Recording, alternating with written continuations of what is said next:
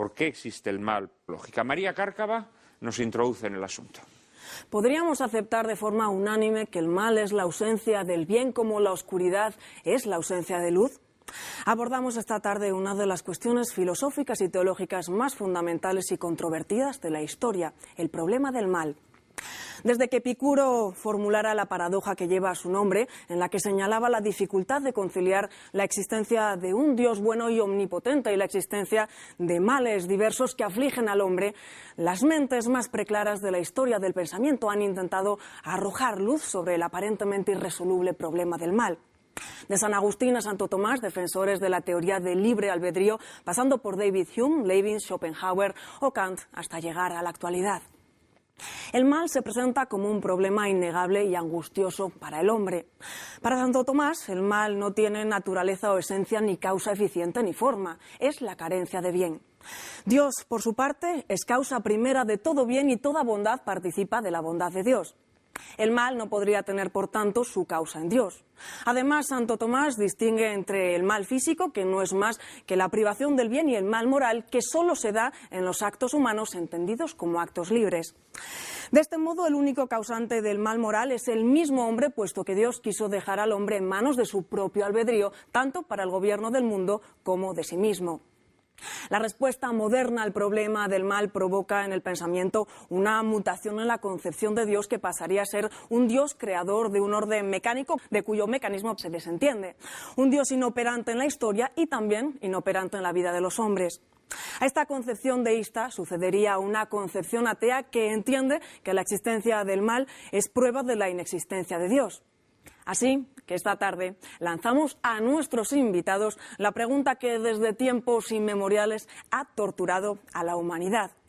Si existe un Dios todopoderoso y providente que desea el bien de los hombres, ¿cómo es posible que permita la existencia del mal y también del sufrimiento? Bien, pues esa es la pregunta que se han hecho infinidad de filósofos, de pensadores a lo largo de la historia, y esa es también la pregunta que lanzamos hoy a nuestros invitados.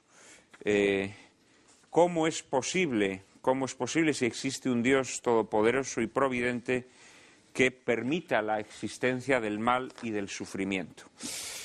Padre Carrira, una primera aproximación al problema del mal. Tal vez la primera cosa que a mí me viene a la cabeza como un dato que nunca debemos olvidar, y es que todo ser creado es finito.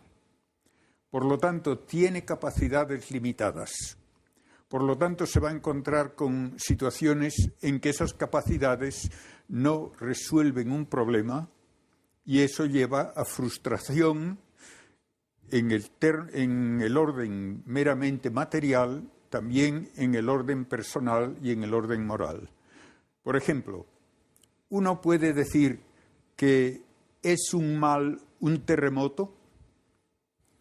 Para quienes lo sufren, ciertamente eso es un mal, pero podemos decir, desde el punto de vista geológico, que los terremotos son consecuencia necesaria de cómo funciona la naturaleza, y si no hubiese habido erupciones volcánicas con sus terremotos consecuentes, etcétera, la Tierra no sería habitable.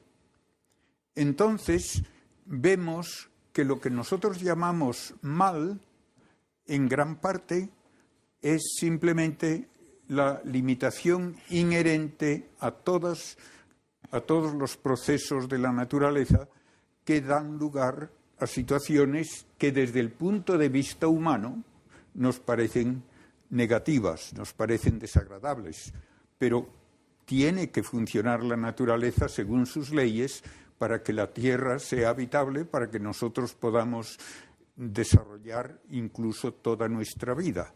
Y no es posible imaginar siquiera un mundo en el que nunca ocurre nada desagradable para alguien. Eso es una utopía que no tiene posibilidad de realizarse. Por eso se ha dicho algunas veces que Dios debería crear el mejor de los mundos posibles.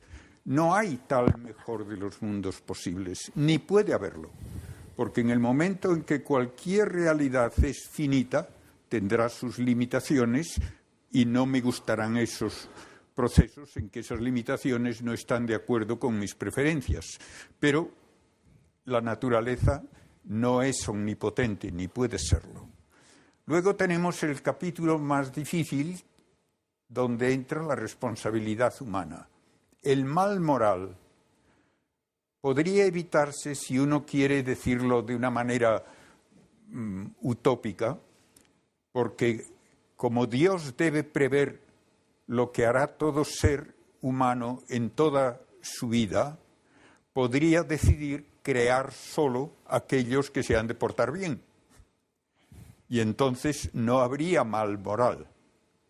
Entonces uno puede preguntarse, y se lo han preguntado teólogos y filósofos, ¿por qué Dios permite que exista mal debido al mal uso de la libertad humana? Y ahí la respuesta, que puede parecer un tanto difícil de aceptar, pero que tiene una base lógica, es que todas las perfecciones de Dios pueden manifestarse en un mundo ideal, donde no hay sufrimiento, donde no hay mal alguno, pero no podría manifestarse su misericordia. La misericordia solo puede manifestarse donde hay miseria. Y entonces Dios permite que haya miseria, no porque Él la quiera, sino porque deja ese posible modo de actuar a la libertad humana, y también hay miseria causada por efectos de la materia actuando según sus leyes, y eso permite que Dios manifieste su misericordia, incluso de la manera más asombrosamente directa, participando de nuestros males, participando de nuestros sufrimientos. Y eso es lo que nos dice precisamente la fe en la encarnación redentora.